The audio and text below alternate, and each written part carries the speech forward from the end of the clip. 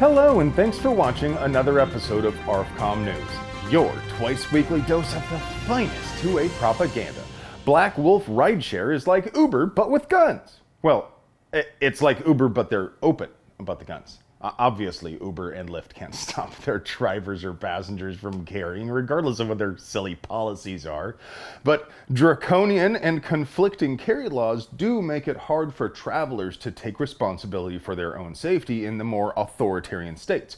So, if you want to get safely from your airport to your hotel in a crime-ridden hellhole like Newark or New York, and you're not wealthy enough to arrange for an armed security escort, you now have another option. A trained and armed Black Wolf driver will cost you $60 plus $1.75 per mile. Or at least that's the idea. Right now, Black Wolf only has 15 cars in the Atlanta area, and Georgia already has permitless carry. But the owner, Kerry Brown, hopes to expand to New York City through a contact in the police department who runs his own security firm.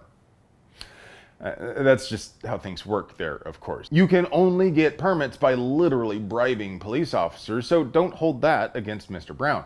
I hope he's successful.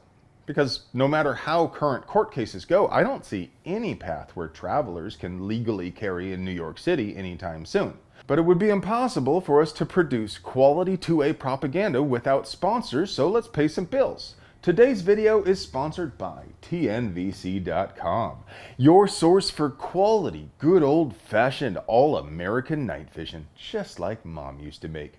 If you like seeing stuff more than not seeing stuff, take a look at our sponsor, TNVC.com, your source for quality night vision gear to make you the bump in the night.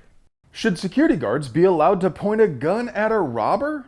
Criminals have a hard enough life as it is. I mean, if people were allowed to go around pointing guns at criminals just for trying to steal stuff and hurt people, it might create so much anxiety they have to give up their livelihood and turn to a life of working for a living. That's why San Francisco's Supervisor Dean Preston is trying to make his county a safer place for violent criminals by pushing a new law which would make it illegal to unholster to protect property. Control freaks always try to frame defensive use of a firearm as protecting property, and it's an easy trap to fall into. I mean, yes, all human life is precious. Sure, even that scumbag shoplifting cosmetics to sell for dope. At least you cannot and should not kill people over property. The problem is that bum stealing the cosmetics is nowhere near as enlightened, and he is perfectly happy to shank someone with a rusty screwdriver just for entertainment. Stand back, I gotta practice my stabbing. No, please, help, stop it, please! So no, security guards should not be shooting people over lipstick, but they also shouldn't be afraid to draw as a threat rapidly changes, or to threaten deadly physical force earlier in the encounter so they can avoid having to actually use deadly physical force. Remember this timeless classic? If somebody just at their home detaches the weapon from the brace and keeps them apart, they do not have to register anything. They can keep the brace, they can keep the business end of the gun.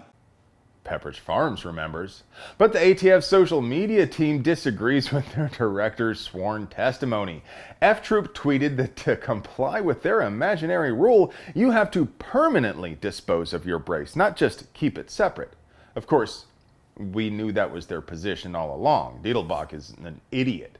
In the same hearing, he admitted he knows virtually nothing about firearms or explosives. He doesn't look like the kind of guy to know anything about tobacco, but I'll bet he had a glass of Chardonnay one night in college. The guy just doesn't know anything about the agency he heads, which is just fine for us. I mean, it's not like his testimony has the force of law any more than his agency's opinions do. But that quote does make it real hard for the ATF to win a criminal case against someone who wasn't breaking any other laws. I mean, how do you get that past a jury? Remember, folks, never break more than one law at a time. Ultimately, this rule is going down in flames, and it may take the NFA with it. The federal government has already lost more than one case on Chevron deference, and their position is simply indefensible. When this goes to court, they are going to get absolutely crushed. You're terminated, fucker.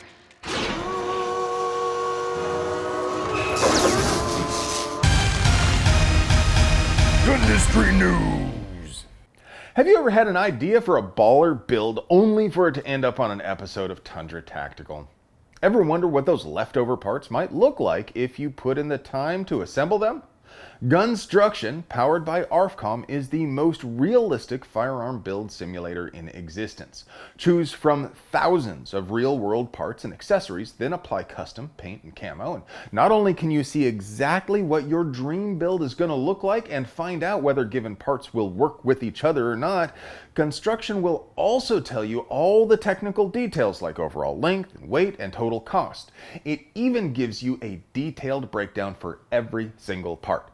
As always, the link will be down there in the doobly-doo, but this one is about as easy as it could possibly get. It's just ar15.com/gunstruction.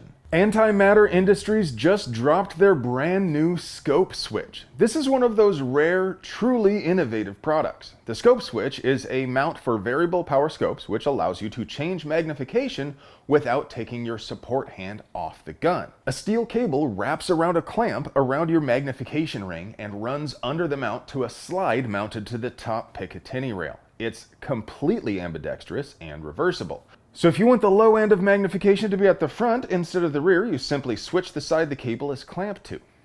Now, my initial reaction was that it looks like it's a cool toy for competition, but it would sit alongside those skeletonized receivers and all those silly, really long shotgun speed loaders as something pretty useful to maximize scores, but nowhere near reliable enough for a life support device where it might get dirty.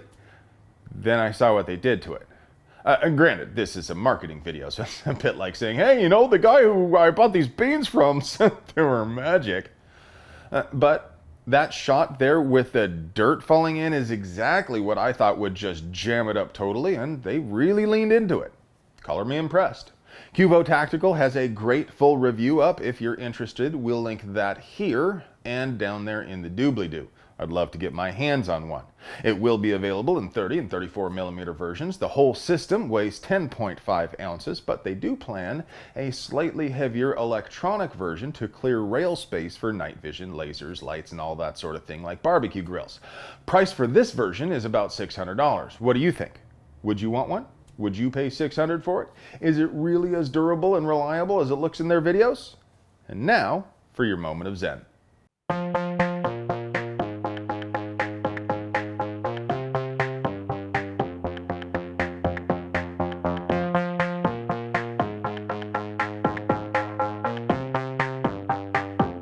Hey friends, do you like pews and other pew-related things? Do you want to help us keep delivering you pure, uncut American pew propaganda at the low, low price of free fitty? We literally couldn't pay the bills without our sponsors, so do us a solid and get yourself something nice from them. You deserve it. I love you.